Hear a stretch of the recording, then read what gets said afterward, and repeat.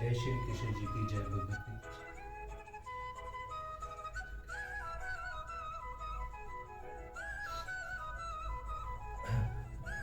काम क्रोध व्युक्त न यतिना यत चेत साम अभितो ब्रह्म निवर्तते विदिता त मनाम।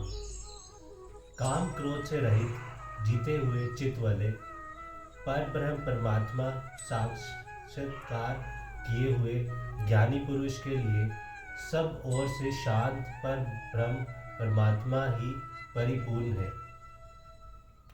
काम क्रोध से रहित बतलाने का क्या अभिप्राय है?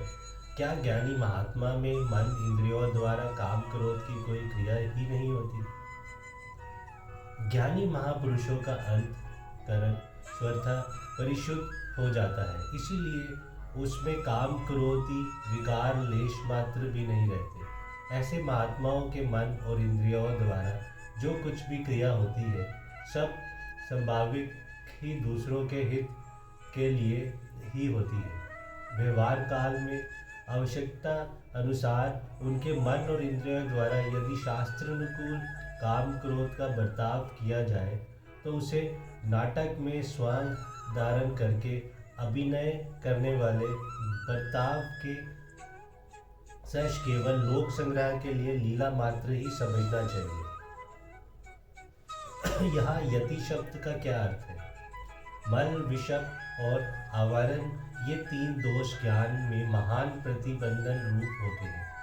इन तीनों दोषों का स्वतः अभाव ज्ञानी में ही होता है। यहाँ काम क्रोध व्युक्त नाम से मल दोष का, यक्त चेतक साम से विश्व दोष का और विधि तातम नाम से आवरण दोष का स्वतः अभाव दिखलाकर परमात्मा के पूर्ण ज्ञान की प्राप्ति बतलाई गई है। इसीलिए यति शब्द का अर्थ यहाँ सांख्य योग के द्वारा परमात्मा को प्राप्त आत्म संयमी तत्वज्ञानी मानना उचित है। ज्ञानी पुरुष के लिए सब ओर से शांत पर ब्रह्म की परिपूर्णा है, इस कथन का क्या अभिप्राय है?